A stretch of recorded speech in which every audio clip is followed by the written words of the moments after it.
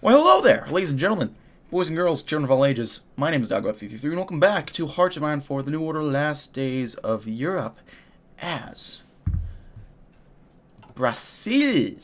Now, in the last video, we started working on the Lobster Wars, and figuring out how to end this little conflict that we're stuck in. We're developing our Trans-Amazonian highway plans. We're dedicating a fair bit of stuff towards the highway, and elections have begun, my friends. So we're working on all of this. So I think Hero will want a campaign whenever we get the chance. The campaign is currently active. Ooh. A little tight there. Okay, I think we can campaign now. Just campaign here. Goulart grasped the poor man single-handed with both of his own, pulling him out of the mud and onto his feet. Goulart could read the man's eyes like an open book, for it seemed the same look of hopeless desperation 1,000 times before in the gaze of every man and woman that was forced to beg for basic survival. It made him sick. Though Goulart was already late to his speech on land reform, he had ordered the driver to stop at the sight of a one-armed elder lying in the mud in the middle of the road. Goulart tried vainly to brush the dirt and trash off the man as he spoke. Are you alright, my friend? No one your age should be out here in the middle of nowhere. Can you tell me your name? The man shook slightly, staring at Zhao, dead in the eyes, as he slowly and calmly said, Louise. Come, Louise. Drive me into town, and I'll make sure you are taken care of. I have a blanket in my trunk. You can dry off a bit before we get there.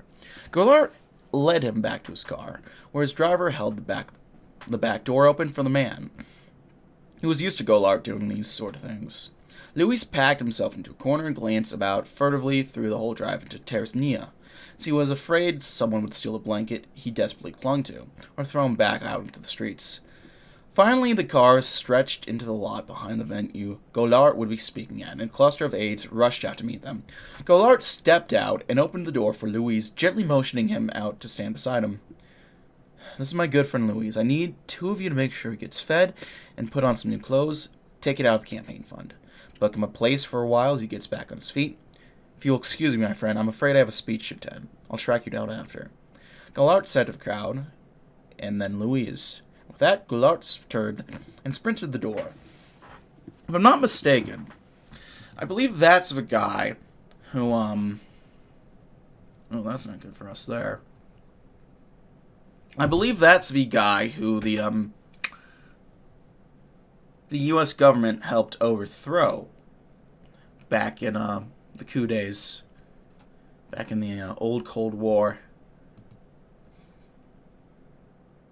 Seems like a nice guy. Kind of messed up that happened, but oh well.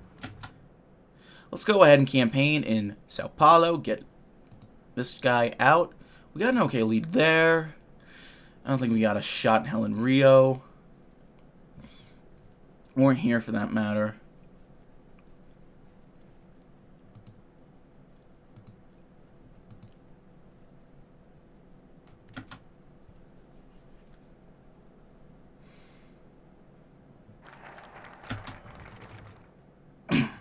Admiral Arnaldo Toscano was sat in the captain's quarters of the cruiser Almirante Tamarandas, awaiting a report on the last skirmish between his ship and a group of pirates. As he waited for the reports to stew, he began to stew in frustration. For over a decade, the Germans had continued to humiliate Brazil, constantly crossing over Brazilians' waters and fishing, undermining his country's sovereignty. The Germans had only been getting more and more aggressive with their fishing, and the constant bombing campaigns of West Africa driving more and more men to piracy to live. Toscano sighed as he thought about this, when suddenly a report came in. Sir, our ships are reporting on schedule. 12 pirate vessels have been destroyed utterly. 3 have been captured and 7 have fled Brazilian waters, all with 0 casualties. The young comms officer spoke in a grinning monotone, giving every report with a serious expression of grim certainty. Understood. Tell the ships to rejoin the task force. The Germans will be pushed back one way or another.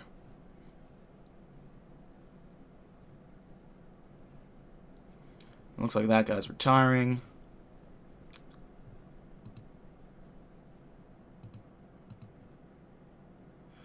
This one's kind of split, although I don't think that's worth campaigning in. We got an advantage here. I think we'll go to Sergipe next.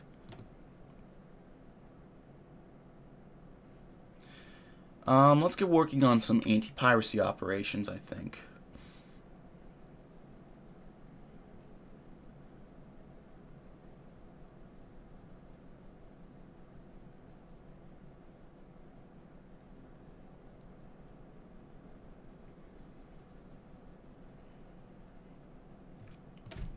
For a good while now, we've had to deal with pirates and fishermen coming from the anarchic coast of West Africa and engaging in illegal fishing and 1,000 other kinds of criminal enterprise within our maritime borders. They profit from these ventures and get away with it, but we get blamed whenever something goes wrong. The recent incident involving Japanese stores is a sign of what could come. If we want to prevent further disruptions of this kind, we must wipe out this piracy out completely.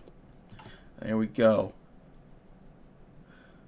Let's go and prepare a presidential address. Get a little extra influence.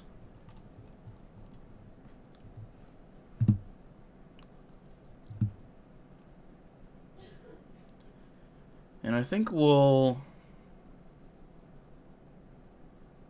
I'm not sure, is this a week-long cooldown? It feels like a week-long cooldown.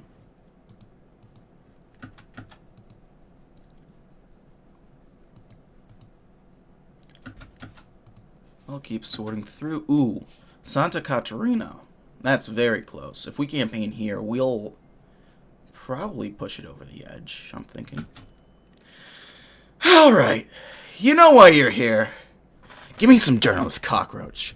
Carlos Lacerda clapped his hands and wrote a name atop the large blackboard at the front of a crowded meeting room. Enrique Lot. Lacerda had set 13 of his best journalists on investigating every dirty deed, backroom deal, and possible scandal Brazil's current president had even possibly been involved in. Now they were ready to present their findings, or rather, their lack of findings. When nobody spoke, Lacerda threw his hands up in the air. What? You've been looking into this retrobate for months now. Give me something! A nervous-looking woman near the back of the room cleared her throat and shakily stood up, as all eyes turned on her. Sir, we regret to inform you that we found almost nothing, sir. As far as we can tell, Lot's clean. The only concrete accusations are all very minor, nothing worthy of even a tabloid. As far as we can tell, the man is untouchable. She sat back down, and the awkward silence resumed.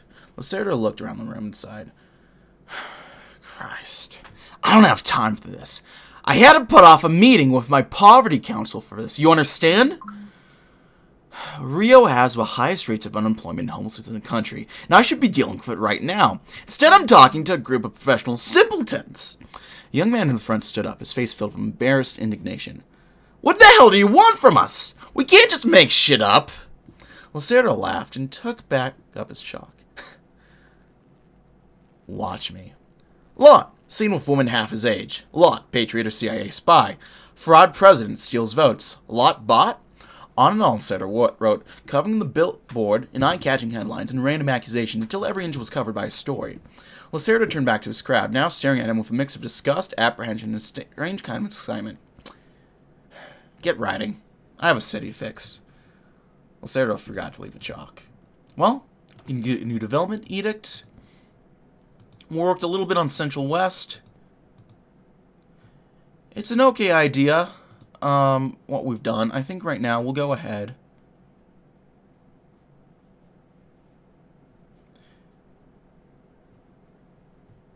Let's go ahead and sponsor some industry. I think that'll be good. Let's get back to this. Santa Catarina, right? How close are we here? We're actually pretty close in Rio Grande do Sul, which is interesting. Let's hold on to the seat we have here.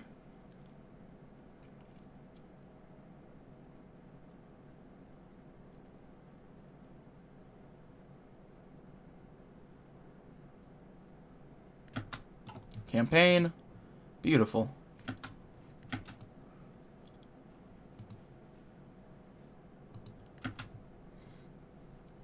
And we can campaign here when we get a chance. Shit, shit. Pull up the pots! Kwame heard the frenzied shout of his first mates above deck and scrambled up to join him. He understood his panic immediately. A Brazilian fighter was strafing one of their sister ships, an even smaller dinghy, a ways off their port side.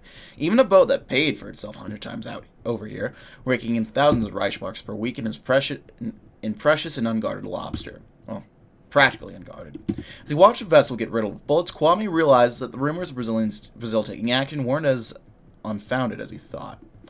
Just cut him! We don't have time! Get the engine running! We need to go now! Kwame hurried up to the helm and turned a complete 180 away from the fighter, hoping against hope that was too distracted with the other ships and his little flotilla to chase after him. In particular, he might need to seek out a new profession after this, assuming he survived. As he sped off, the fighter finally sank the remnants of the first target. The pilot checked for new targets. Every ship in the SWAT had him ambushed. He had begun to scatter like frightened pigeons. Passed over 2 smaller dinghies, a few decently sized trawlers, hell, even a freighter or 2. One of the freighters in particular caught his eye, a big bastard that had broken off from the pirate fleet before any valors. But as he prepared to sink Kwame and his crew beneath the seas, long for cargo, he noticed something else. A smaller vessel amongst the swarm, but significantly more modern than any of the others. As he focused in, he saw why. He had a new target. Their Nazi ringleader had painted a bright red swastika on his deck. There we go. Next we go to Rio Grande do Sul. Campaign there.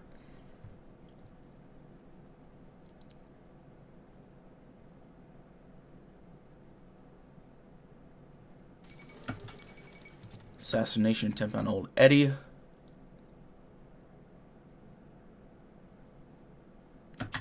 Campaign. Ooh, it is tied. It is very close there. It's close here as well.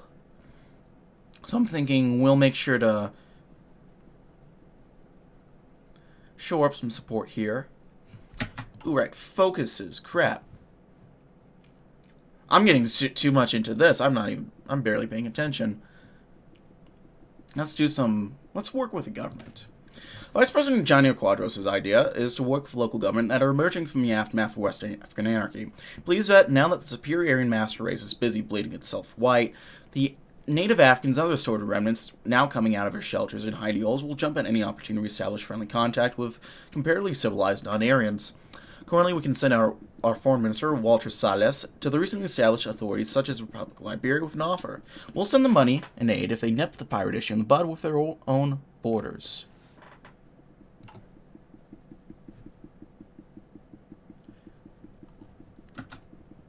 I think next we'll, loyalty is not the biggest issue. Rio Grande do Sul.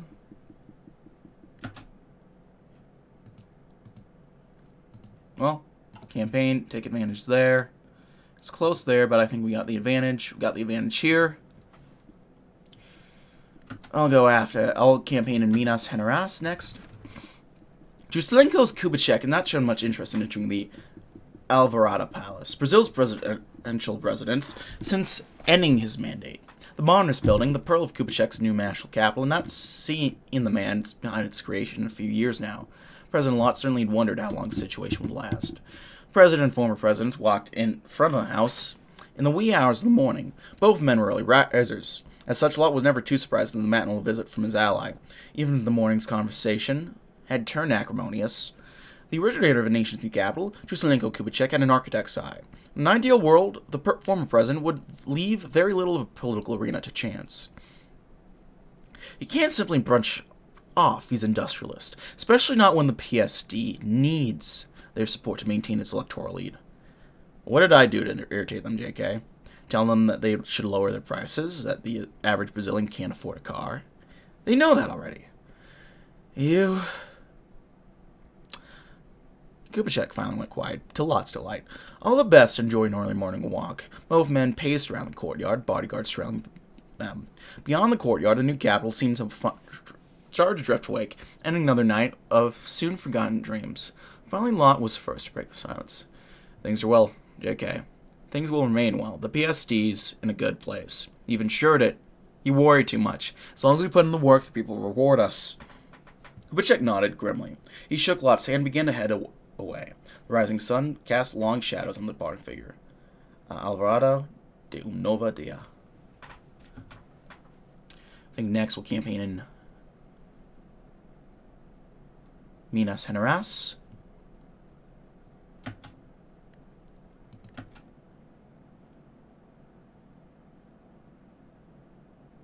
Minas Gerais? Not quite sure how to say it. Something like that.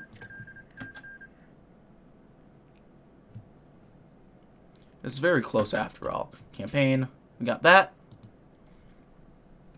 Doesn't look I don't like the odds there very much. Let's figure out somewhere else to campaign. We're close here. Doing okay there. I'll take that.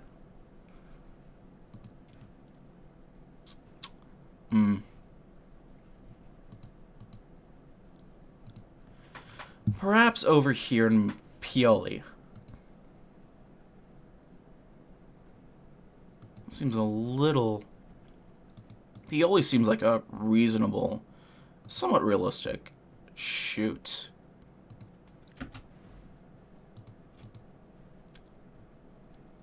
Yeah, I think we'll... A Liberian deal. Walter Salas stood up from his seat and shook hands with the man across from him. Well, I believe you have a deal. In exchange for ships and guns to defend your waters, you will extend that protection to anti-piracy efforts. Thank you for your time, Mr. Grimes. Liberia's foreign minister reciprocated the handshake warmly, and soon Salas was back on his way to Brazil. Constant flights to and from the edge of Africa were tiring, to say the least, but the collaboration of Africa's governments in piracy prevention was near priceless. With every nation allied to the cause, fewer pirates responded in Brazilian waters. Salas suspected quietly that this was because many of the poor countries actually sent some of those pirates, but it hardly mattered. Better stop them at the source than chase pirate dinghies all over the ocean. So let's try to get some sleep over the drone of the turbines. There we go, and let's try to get a deal with Free France. General Charles de Gaulle, the Free French need weaponry. How will they achieve their precious pipe dream of liberating France in Paris without guns and artillery? We can send them an offer. We'll help them with their arms shortage if they put their outdated boats and ships to harass and suppress pirates. It's a win-win situation for both of us. They get the job, the weapons they desperately need, and we don't have to deal with the pirates ourselves. Let's hope that de Gaulle, his mind frayed after years of failed struggle, will still be able to see reason. You can hope. I think we'll probably slander this guy. I mean, that could potentially backfire, although that would assume that most of that support ends up going to, what's his name? Chagas Rodriguez of BTB. But I have faith that won't happen. Oh.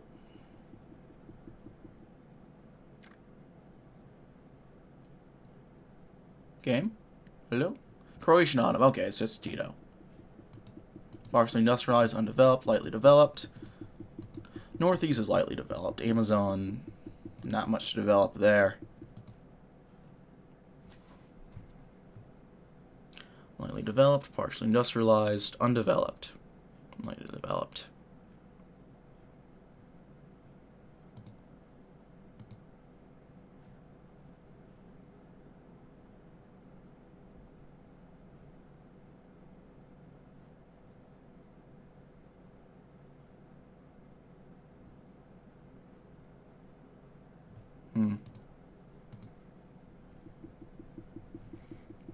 Let's go ahead and work on the Northeast. Mix things up a little bit.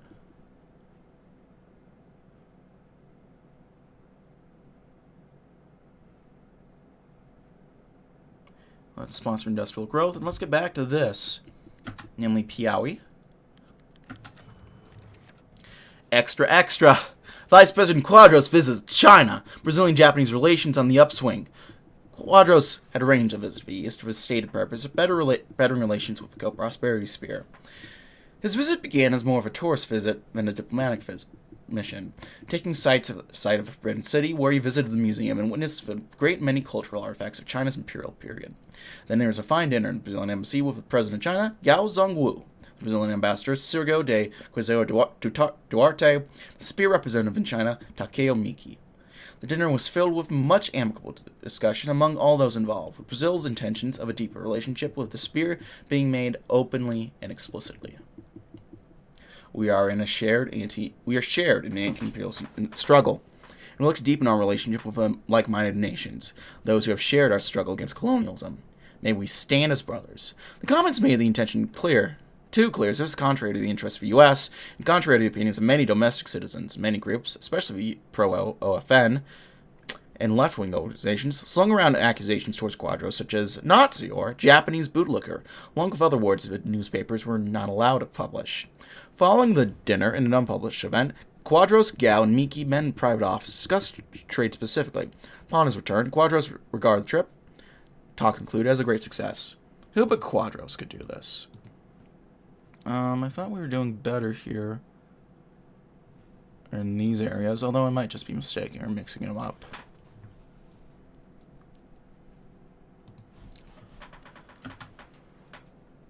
I think we'll go ahead and slander the sky.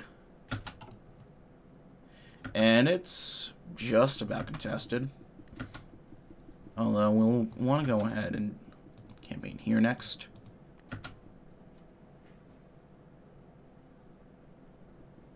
Push things over the edge.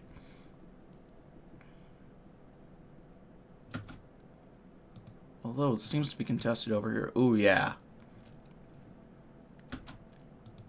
Interesting. Man, this is complicated. I like it. This is fun. I think we're okay there. Campaign.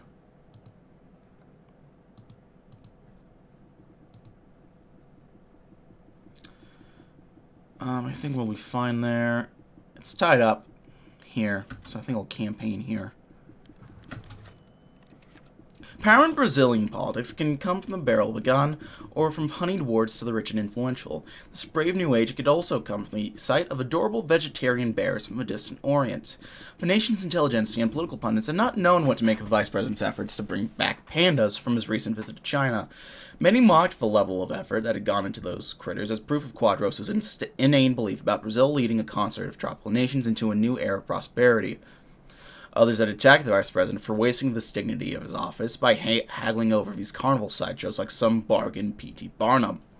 Quite a few newspaper editorials had mockingly taken referring to Vice President as O Rei dos Pandas. In return, Quadros had, in his usual way, gone on a long speech about the virtues of exalting the imagination of a nation.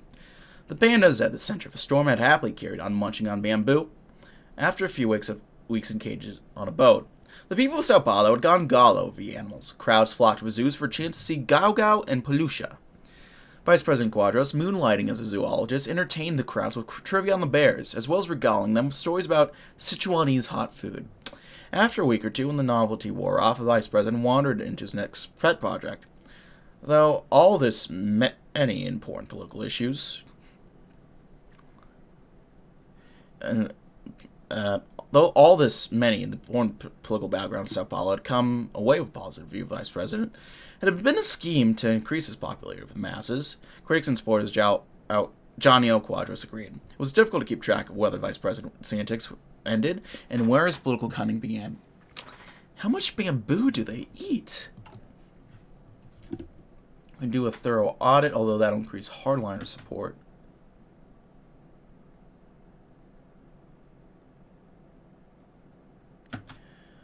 Let's reassure top brass.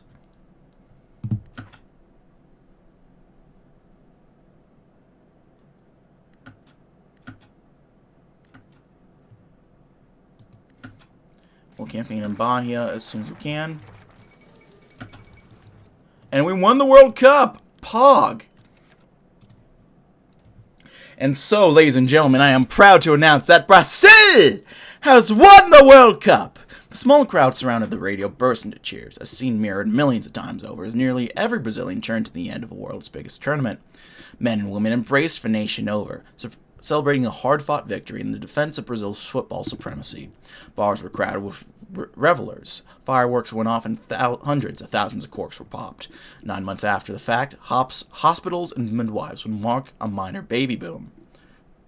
Rumors had abounded before the event that the Brazilian team was off their game, untrained and overconfident for victory in 1958. The myth was disproved the moment Brazil took the field, sweeping the Chileans with an indisputable 3-1 victory. Brazilians had once again secured their position as best athletes in the world. In this moment of victory, all the nation's strife seemed to disappear. Highway workers, every crew packed around their own singular radio, rejoiced. Navy ships echoed with cheers, businessmen threw extravagant parties, even the men in Brazil's highest offices allowed themselves a day to celebrate. More than a few gunshots went off, and barely any of the fireworks were legally owned. In those hours of victory, Brazil was united, if only for a while. In that moment, Brazil was celebrated as one. Walter Silas was lying on the floor in his office, staring vaguely at its patterned roof. For a while, he had paced a track around the room. Slumped in his chair, spun in his chair, even tried jumping jacks for a minute or two. Nothing worked. Silas had quite literally zero idea on how to easily contact a bunch of insane Frenchmen clung to the edge of Africa. So, he was lying on the floor.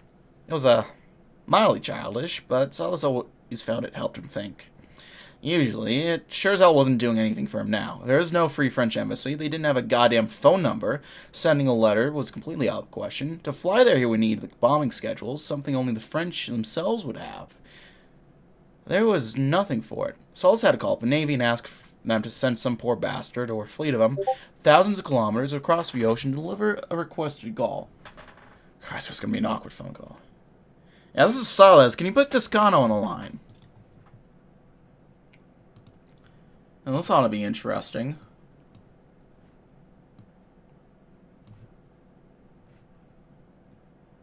Okay, I'll close this for now, and we'll go ahead and...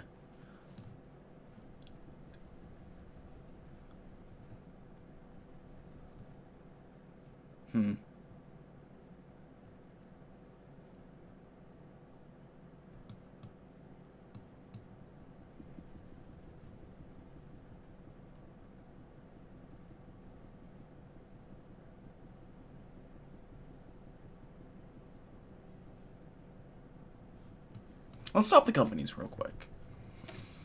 While the African fishermen and pirates are a problem, a greater problem is still posed by the German Reichskommissariat and the corporation that run amok within their lands. Large fishing trawlers from the Arcades, primarily Siegfried Mueller's enter Africa, frequently intrude in Brazilian waters to fish illegally and sell what they get to gluttons and gourmands all across the world.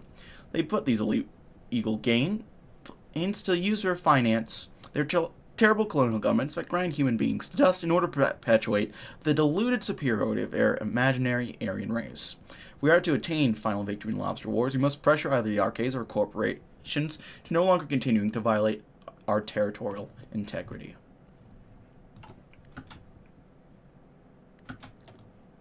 Well, we'll figure that out in time. Campaign here. They're in striking distance, but not that close a distance. We're closer here, and if we get another chance to campaign, I think we will go ahead and be put on top. Before Walter Silas opened the door and stepped tentatively from a small plane, he wondered if these French remnants could even live up to any deal they agreed to. The country was a place of extreme contradictions. As he had flown overhead on a carefully planned route that circumvented the omnipresent German bombers, he saw the extreme devastation that wrecked on these ravaged people. Craters covered the land, nearly every building was patched over, and wore the signs of constant reconstruction, and there were more than a few bodies blasted apart. As he understood it, the French would begin clean up at night, when the bombers took a brief break from their massacre. Free France was on the outskirts of the worst of the German bombing campaign, but it only lessened the terror. It sure as hell didn't prevent it. But as Silas stepped from the plane onto one of two functioning airstrips in Free France, he saw something entirely different. Regiments of well-dressed soldiers filled the perfectly maintained concrete field in front of them. Tanks formed in a line behind them, and even further back loomed a battery of AA guns. There were no craters here. The last remnants of the proud French army were well protected, ostensibly in preparation to reclaim the long-lost homeland. Seems the rumors of de Gaulle's singular focus were true. Speaking of, welcome to France. The old man stood in front of the assembled soldiers, looking unreasonably proud of an ancient military uniform, decorated with an obscene on metals. He practically ran towards Silas and gripped his hand a little too hard. I understand Brazil seeks to, how you say, help us in the great struggle. Come. Come. We still have some luxuries. De Gaulle practically dragged Silas away as the AA guns began to fire. It's an interesting turn of events, for sure. Some new research. Do that. And, we'll do just batch production.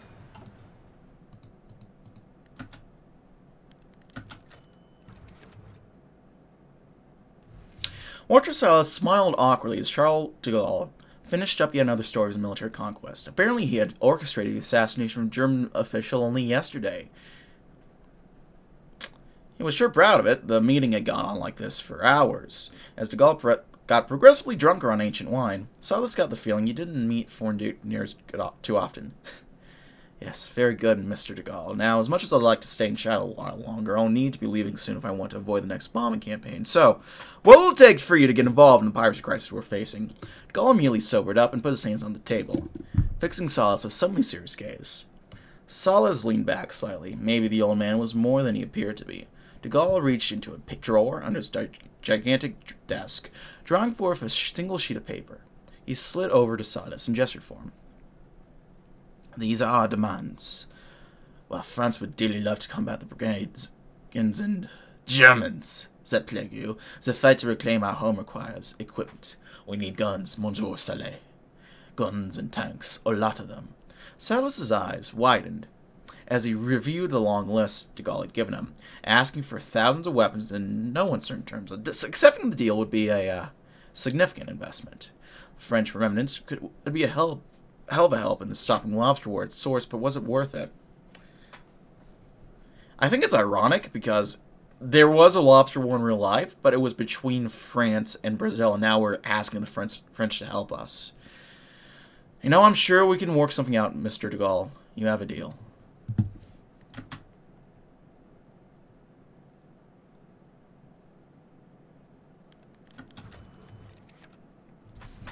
So looked back over a list of assorted weapons de Gaulle had given him and grinned. His plane was making its way back home to Brazil now, and he wasn't sure. While he was sure he wouldn't miss that little scrap of Africa, he found himself thinking of the people fondly. Crazy bastards, all of them. But still, Saleh couldn't help but wish for their success, as unlikely as it might be. The shipping of the guns and tanks de Gaulle requested would have to be done under heavy guard. The sheer size of a shipment would no doubt draw attention, but Saleh suspected that was part of the reason for it in the first place. With the steel-free France was being recognized as by one of the largest nations in the world.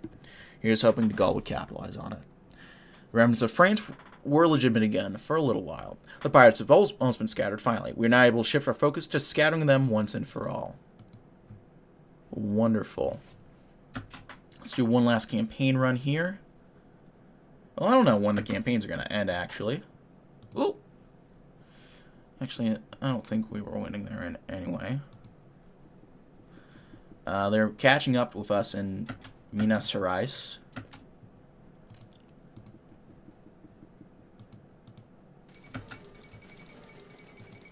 Carlos Lindenberg. Oh, Che Guevara has been released. This is a new one, I believe. Interesting.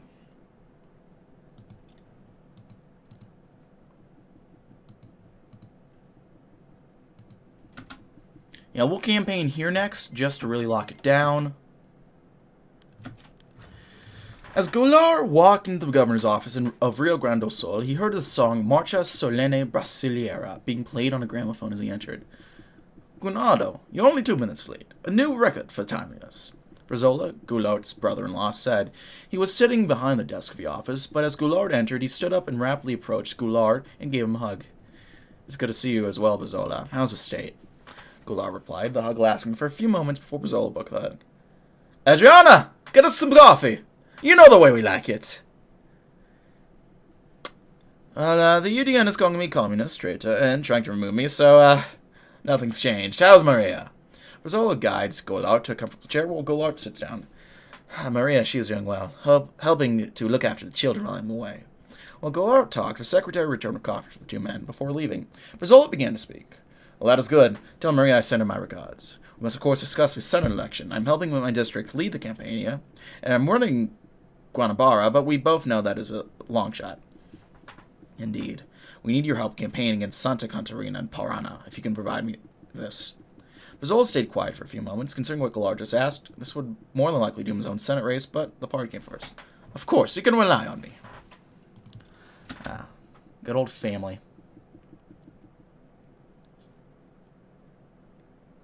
And we'll increase some support for Benedito Valadares. Ooh. Egbelde considered himself to be very lucky to have found employment away from the brutal diamond mines of Central Africa. The capital, one of many Belgians inhabiting Leopoldville, decided to overlook his background because of a serious shortage in personnel, and it showed. The people that made up the ship's crew were incredibly diverse: Germans, Belgians, and English, and despite being the only dark-skinned member of the crew, he wasn't really put through any different treatment from his peers, something which made Egbede grow to deeply appreciate life at sea when compared to his time at shore. He wasn't dumb. As soon as you learned the job offer, he already had a vague idea of the motives behind the lack of personnel and the informality of it all. And quickly became clear when they first spotted a Brazilian patrol boat in the distance. They were always faster, and the job paid more in a single trip than what his family had probably seen in a lifetime, so he wasn't complaining despite the anxiety slowly building up in him. He'd tell himself that'd be one more trip and he'd quit, but greed will always get the best of him. The past month had been particularly tense. Patrol boats had gotten closer than ever, close enough to attempt to ram. And they'd also been hearing it mentioned over the radio how Brazilians were ramping up their efforts. While the captain was worried and almost called the trip off halfway through, the crew, along with Egbede, managed to convince him otherwise, after all. This harvest had been particularly great, and they made a fortune if it continued. He was in the kitchen when it happened. A loud thump rocked the ship in all directions, and he barely managed to stay on his feet. Egbede heard the engines of a ship suddenly ground to a halt, and he couldn't get halfway towards the door before the three men came rushing in and pointing their carbines at him. Revealing what had happened, Egbede surrendered and was quickly brought out handcuffed to the lined up alongside the rest of his crew. People shouted words in Portuguese he couldn't understand. The captives were escorted towards another ship. The sight of a swastika being lowered to be replaced by the flag Brazil briefly got the interest of all those present. Earth provides enough to satisfy every man's needs, but not every man's greed. Next, let's go ahead and let's scatter those pirates out. No matter what course of action we have taken, whether we fought with well-placed swords or with good, strong steel, we've succeeded in our task. The pirates are mostly defeated and scattered. Instances of illegal fishing, though still significant, have begun to decrease. Most importantly of all, our fishermen can return to work with the danger to their livelihood significantly reduced. Our task force will, of course, patrol the area for the next few months, but their job will be far easier from here on in. As for us having caught or killed the smaller members of the food chain, it's now time for us to deal with the bigger predators. There we go. Maybe you'll look around a little bit. I don't think we have much of a shot. Maybe Pariba. I'll focus on here for now, just so we can really lock down Minas Gerais. I declare this meeting adjourned. João Amazonas slammed his gavel again and again, desperately trying to stop the riot brewing at the Brazilian Communist Party's latest emergency meeting. He commanded a significant sect of the party, and would be its de facto leader if not for the sectarian bastard currently standing atop the bar's center chamber. Luis Carlos Prestes, a naive splitter, that had for a long time commanded a sect opposed to Amazonas and his coalition of realists within the party. Party tensions had simmered in the party for a long time, but yesterday's incident escalated the situation. Put the fucking gavel down, João, you goddamn tyrant! This isn't over till your goon is punished for his murder! Prestes was red in the face, out of breath, but still absolutely determined. Amazonas moved to slamming the gavel on the wall and waved for his men to settle down. The party was seconds from an outright brawl between the two factions, and it had only seconds to bring everyone back together. This would take tact. Shut your mouth, Prestes, you mad dog. Your mad dog attacked Miguel. It was self-defense, and that's the end of it. The room turned quiet immediately as everyone of Prestes' men grouped around their leader, as though acting on a well-rehearsed script. Prestes cleared his throat, and Amazonas saw tears in his eyes. We saw this day was coming, Zhao. What the hell happened to you? Every day you get more violent, more authoritarian.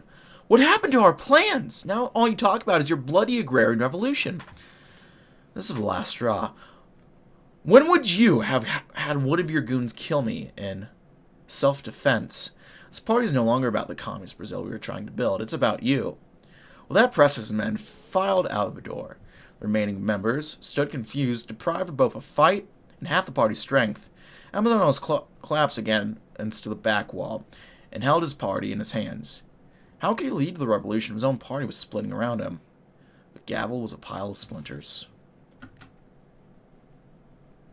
Feels bad.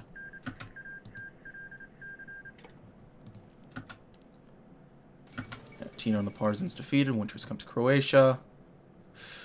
Ooh, actually, yeah, we'll campaign here. It looks like we still have our lead. It's narrow there, but it's still a lead. Mongolian Civil War. Oh yeah, I'm fine with, probably fine with the PTB. I believe we're still in coalition with them, so it's not the biggest lost. If they end up winning. Ooh, let's get some development going. Partially industrialized, lightly developed. Ooh.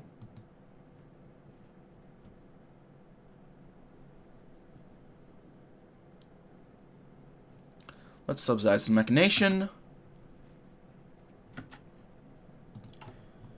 And then we can promote some loyal officers, perhaps. Well, that'll not help with nepotism.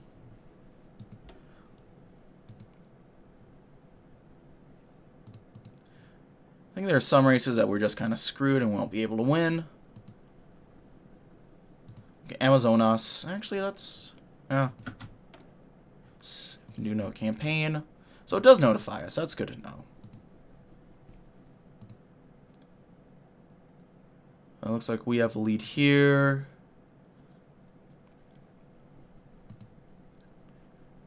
I think we just took the lead here too, actually. I'll slander the PSD here. Okay, so it does notify me when it happens, so I don't have to keep it up all the time. I don't remember seeing the initial notifications if that was the case, but it's good to know.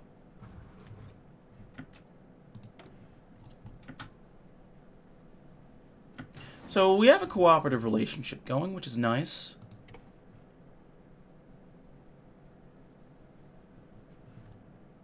I think we'll schedule...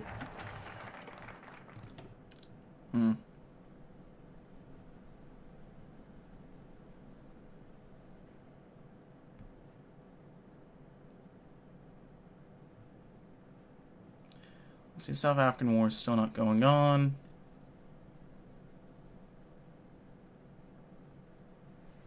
This might be interesting. Do we trust Mueller? Knowing Mueller is probably just gonna divert everything.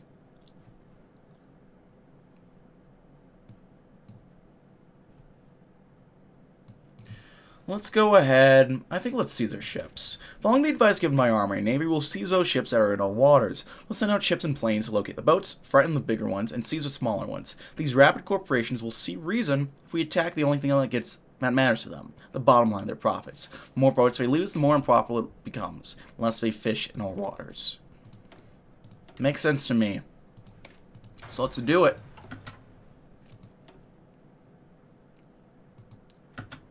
And we're...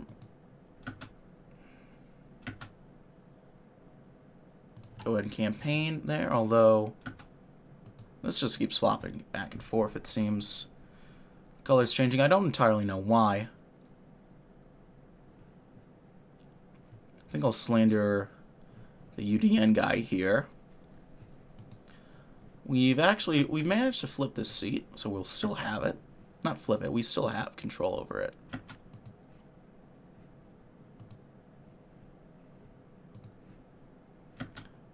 What else?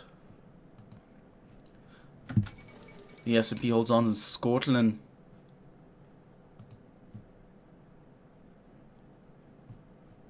Let's slander this guy. I'll give it to the Reds. I don't mind too much. Although this is it's a little too close for comfort here. So I'll keep an eye out over here. Although this is getting a little not that close for comfort actually. And this perhaps